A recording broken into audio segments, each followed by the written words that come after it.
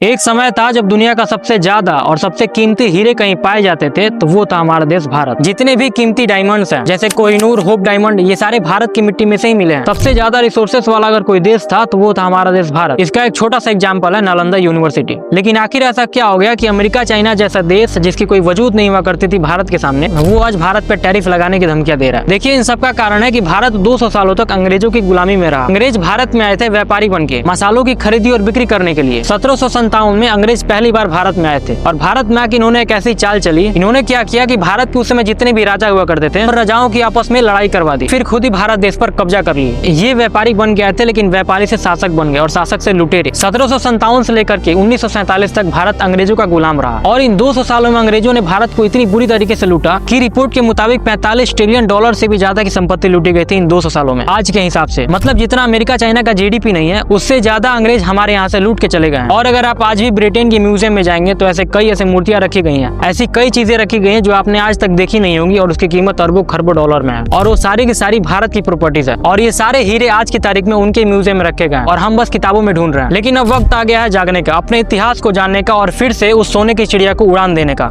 अगर ये वीडियो आपको अच्छी लगी हो तो हमारे चैनल से जुड़ सकते हैं। धन्यवाद।